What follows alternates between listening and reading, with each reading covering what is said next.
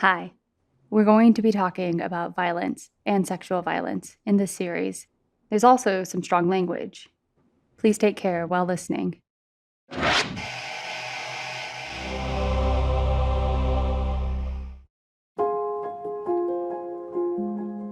Welcome back to the official companion podcast of HBO's I'll Be Gone in the Dark. I'm your host, Nancy Miller. This week, the documentary series comes to an end with the arrest of Joseph James DeAngelo, the man long known as Earons and the Golden State Killer. After decades of questions and dead ends, the survivors of his gruesome attacks finally have a chance at resolution. Today, for our last episode, I'll be speaking with one of those incredible survivors, Kris Pedretti. Kris's story is one of the most powerful parts of the HBO series, and I'm truly honored to have the chance to speak with Kris today.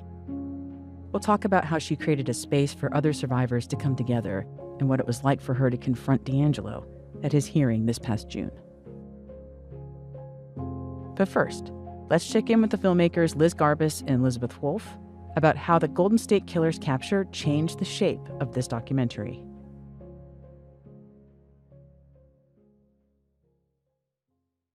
Liz and Elizabeth, hello again. Hi. Hi. Okay, now take me back to where you were and when you found out that the Golden State Killer had been arrested. Our first shoot day, we went to Chicago. We got to meet Michelle's family, sisters, brother, nieces, nephew. Patton was there, Michelle's co-authors, Billy Jensen and Paul Haynes.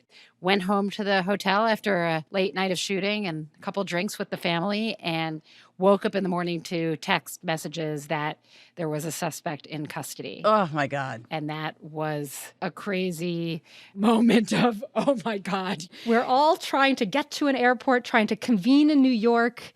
It is the roller coaster that Michelle must have felt with every high that she had on this case. And there was like this mad race. We were all in different cabs going. And Patton was in New York because he was promoting a TV show. And so we ended up meeting him, right, Liz, in a green room. For Seth Meyers. So after this kind of like planes, trains, and automobiles journey back to New York with everybody on some different mode of transport, we all made it back in time for the DA to announce the name of the suspect and the charges. And we were there to film with Patton and Billy Jensen and Paul Haynes as they learned the name, and he really did step out into the light, as Michelle predicted. There was something, I think, about not knowing who he was that was profound. And who he is so small and tiny and uninteresting in some way. He loses power when we see his face. That's Michelle McNamara. Exactly. And it's so true. And you're looking at this pasty old man and you're thinking, oh my God, how many hours of law enforcement, how much trauma, loss. And it's a really interesting transition to go through as a filmmaker. I'm curious about the survivors in the gathering, which is almost a moment of jubilee. That is some of the most powerful stuff in the episode. Was there plans for that kind of gathering before you knew GSK's identity, or was this something that was determined to do because of it? As we got to know the survivors, as we got to know Kris Pedretti, they told us about these gatherings that they were having and how meaningful it was to meet one another at the first court hearing. And with some organization by Carol Daly and some of the survivors, they started to have these post-hearing barbecues. Kris told us about how meaningful they were to her. And, we said, hey, this would be really important to show. Would you invite us to one? It was very generous of these women. This is a bit of a sacred space for them to be together and know that they don't have to say things to all understand each other. This story has lived for many, many years as an ellipses. It's ... Never know when it's going to end. And I think you've put a period at the end of the sentence. What does that mean for you? When I think about what all the survivors went through, when I think about what our country is going through, our world is upside down right now as we record this podcast with righteous unrest and a pandemic forcing people apart. And Michelle had a mantra, it's chaos, be kind. And we're all in the chaos We can't control all of it, but we can be kind. So for me, it's a good mantra to adopt. I have really taken away from this project and from Michelle's life and from the stories of the survivors about how important it is to take the time to talk about the hard stuff. And I think that that goes to what Liz is saying about what's going on today, the unrest, our feelings of hopelessness, our feelings of just being untethered, a lack of stability, and really taking a moment to talk about these feelings and to talk about the problems. Michelle picked the name of the book, I'll Be Gone in the Dark, and how important it is, the idea of dark and light and just letting the darkness come into the light. We have to shine a light on it. These conversations with you two over the past few weeks have been more valuable than you can know. Thank you both. Thank you so much. Thank you, Nancy.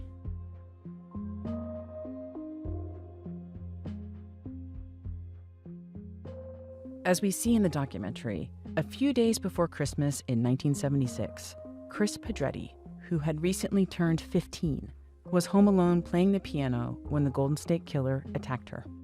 Societal and family pressures forced her to stay silent for nearly 4 decades.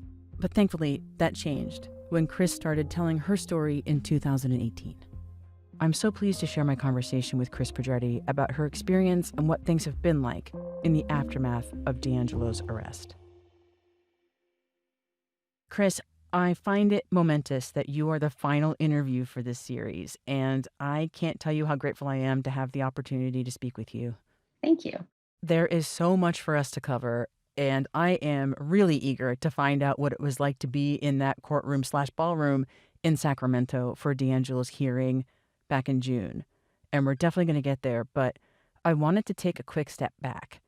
How much were you paying attention to the whole Golden State Killer case in the years after your attack? I had not followed it at all. It was so ingrained in my head, my sister's head, like, this is just something we don't talk about. This just didn't happen.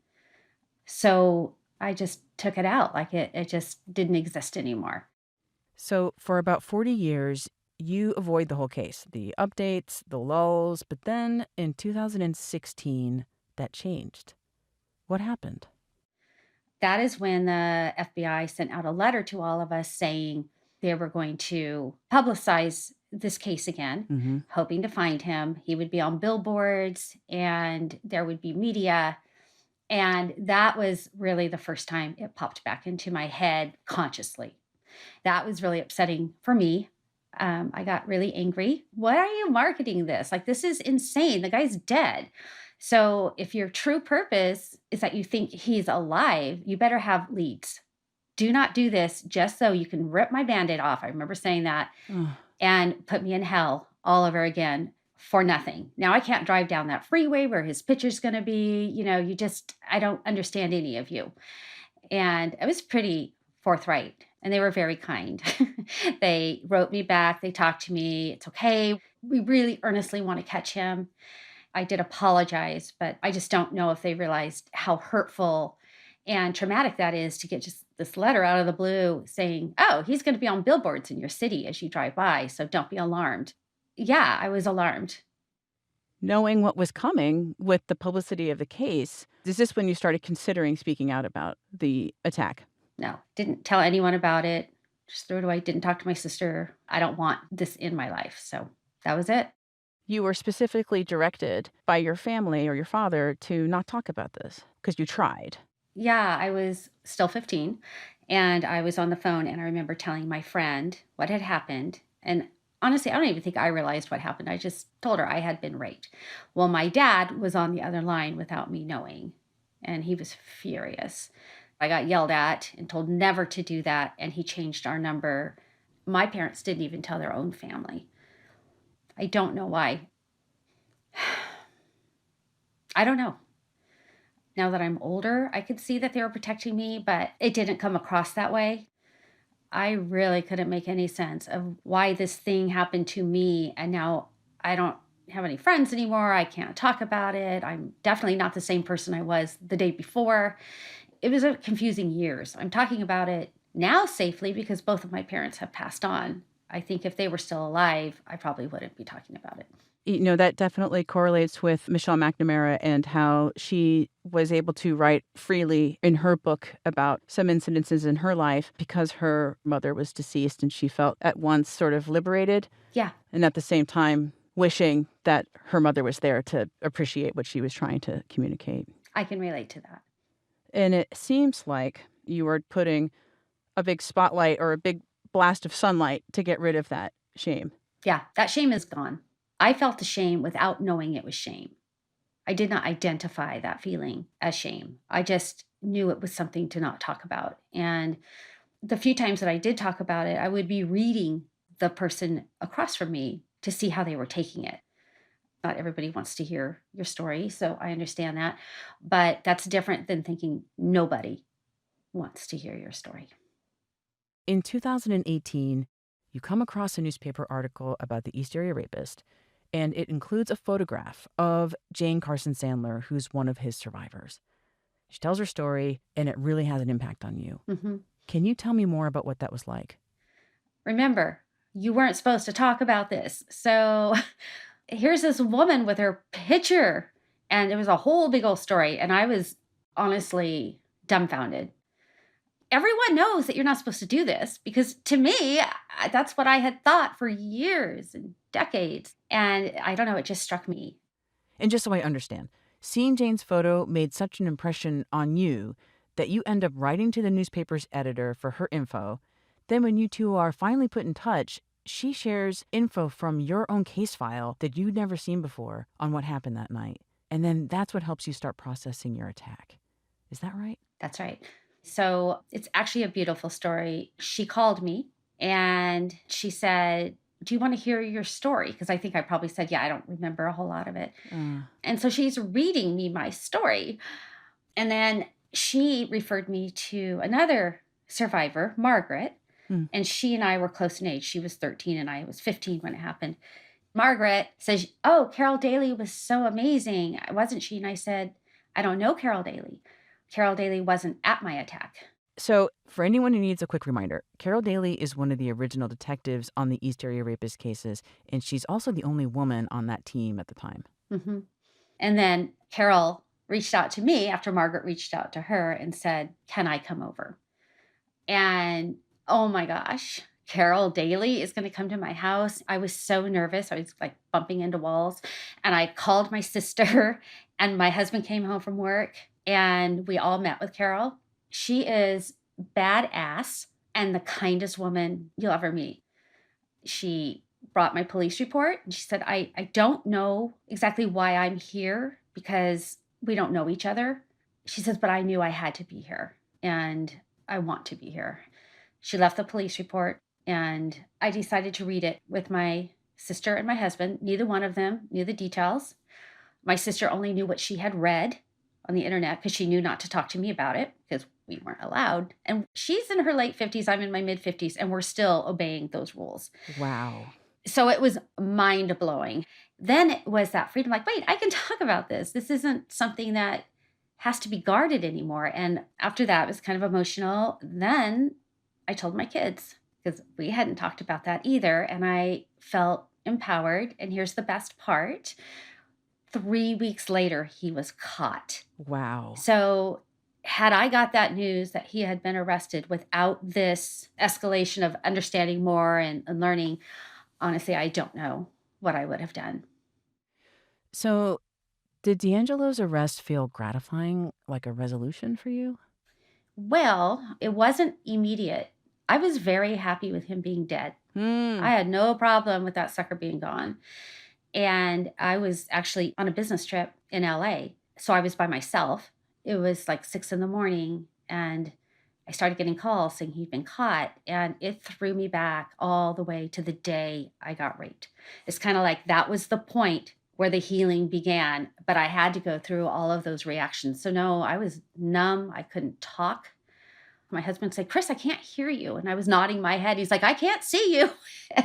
And, I remember specifically that day saying, okay, just go back to bed. This didn't happen. And I finally left the room and told my boss, which was very strange because I'm at work. She's not a friend of mine. And she was so compassionate. She helped me get a flight home. I cried all the way home, and it was insane. And it took a little while to feel that gratitude, probably 4 or 5 months. Have you ever had a time where you felt happy, sad, angry, surreal?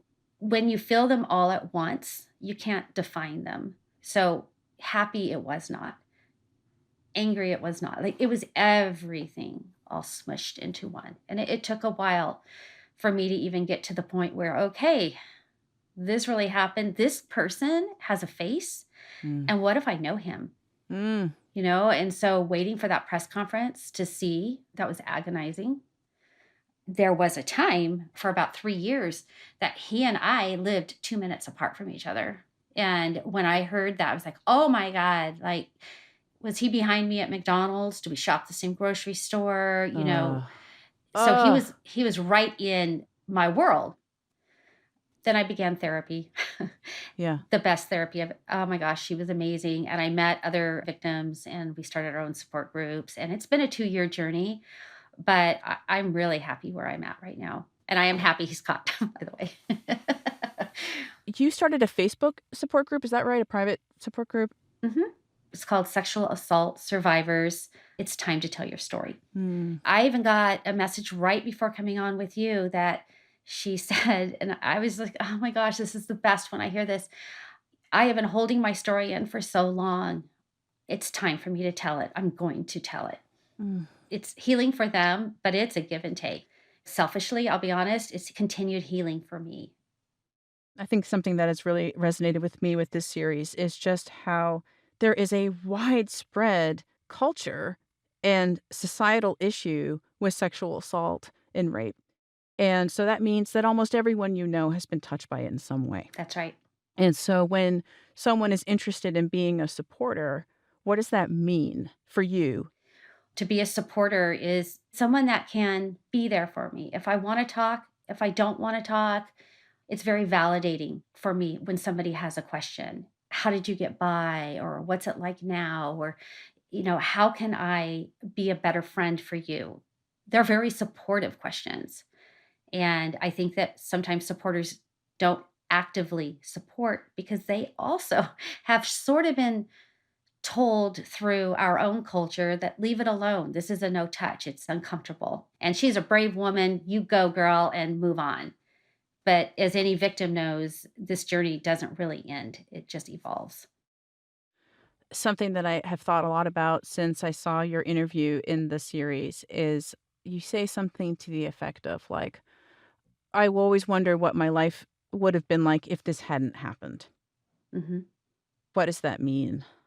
Then it meant I didn't have a lot of self-worth. It was my future is gone. Like, I don't know who I could have been. And I deserve to have that person. I deserve to be the person I was supposed to be.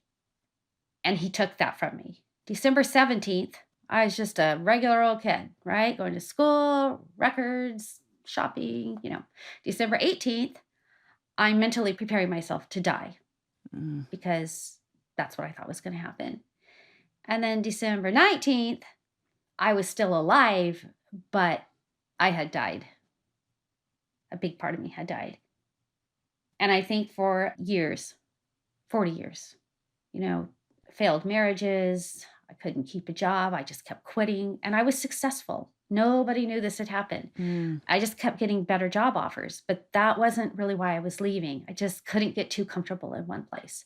So I never had resolved who could I be all those decades, because I know it wasn't the person I was being, but I didn't know how to be anyone else than what had been handed to me without my permission. Therapy for 2 years helped a lot. I don't feel that you can be set right for yourself with just therapy. And I don't feel you can be just set right with support. You need them both. Yeah. My therapist was saying, your whole life, you have not talked about it. She's right. When people would talk about it, I would get upset. Like, why are they? I found it offensive. And she said, well, maybe you should try telling your story. And that's kind of where all this started. And it was the smartest advice ever. Being able to tell it without judgment. And instead, I got hugs and love, and it was not the response I thought I would get. And now I understand why people tell their story. And now that is why I encourage others to tell their story, because this prison we keep ourselves in, we're locking ourselves in. Nobody else is locking ourselves in. We are. And we need to escape. And when you escape that prison and you find out that everything keeps going, the world keeps spinning, everything is good, it's a relief. And it is liberating. And then you want to be there for the next person that wants to share their story. Back in June of this year, there was a hearing where you and other survivors finally got to face DeAngelo. What was that day like for you walking into that courtroom? Walking into that courtroom, I knew everybody there. I was like, hey, Robin, hey, I knew everybody. And the support is just overwhelming and amazing. Oh my gosh, we were really happy and relieved to see he's going to be sitting right in front of us. We are used to seeing his back. Now he has to sit on display for the 150 people that were there to watch. And we watched. And he came in a wheelchair. It's totally fake. We have heard many reports of him doing push-ups in his cell. Even no, everything about him is fake. Oh, you mean his whole guilty? Yeah, bullshit. Right. I'm sorry. Yes, wrong. You could say bullshit. It's a podcast. Okay, bullshit. Bullshit. Everything about him is bullshit. So finally it starts.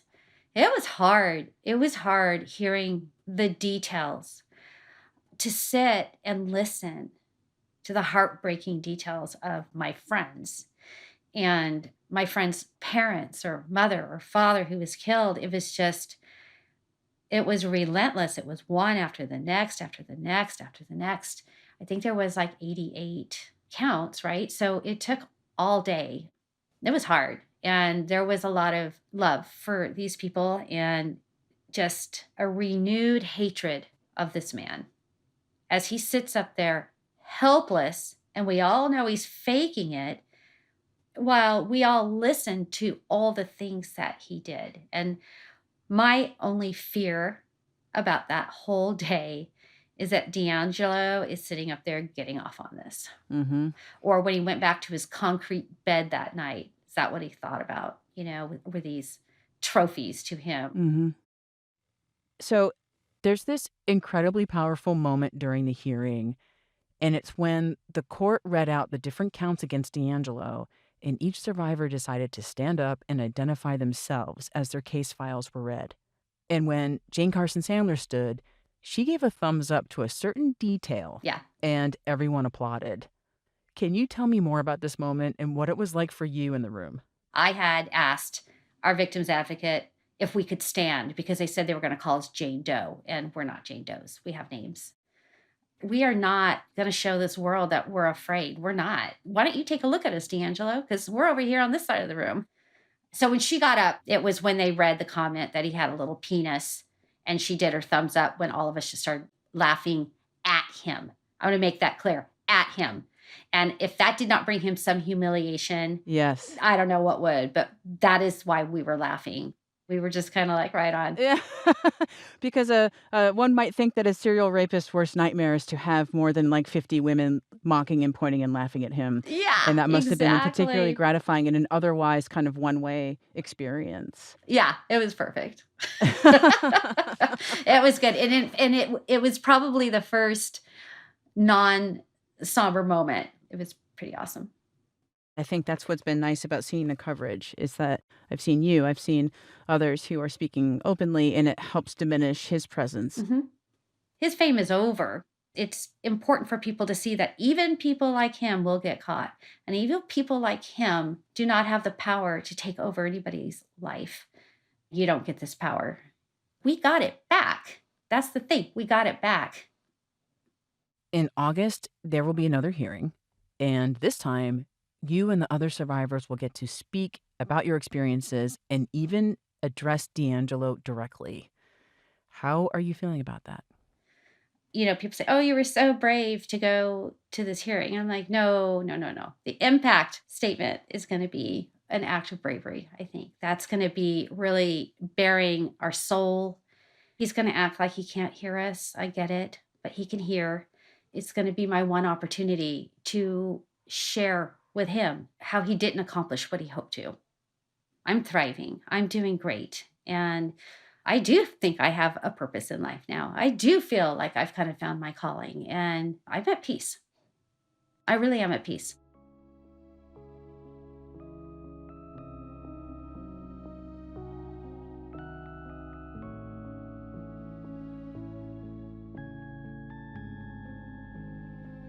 I can't think of a better way to end this podcast. Thank you to Kris Pedretti for being so open and sharing with us, and thank you to the other survivors who spoke so bravely in the series. And thanks to Liz Garbus, Elizabeth Wolfe, and the entire Story Syndicate team for creating such an incredible series and for taking the time to walk us through their process.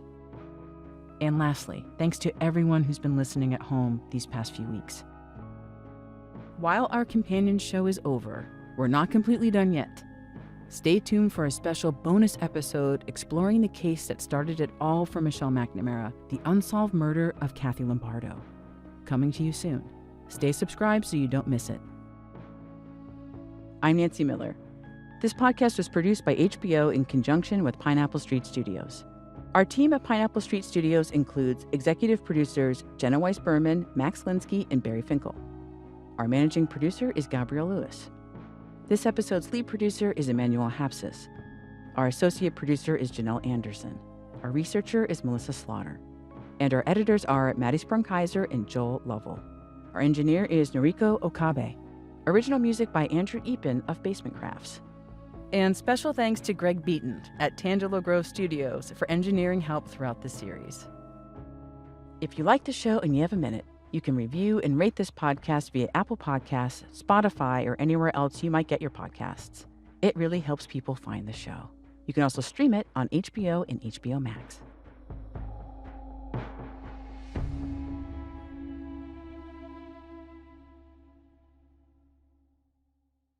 If you or someone you know has been sexually assaulted, you can get help by calling the Rape, Abuse, and Incest National Network, or RAIN. You can call their 24-hour hotline at 800-656-HOPE-HOPE or visit hbo.com/gone for more resources.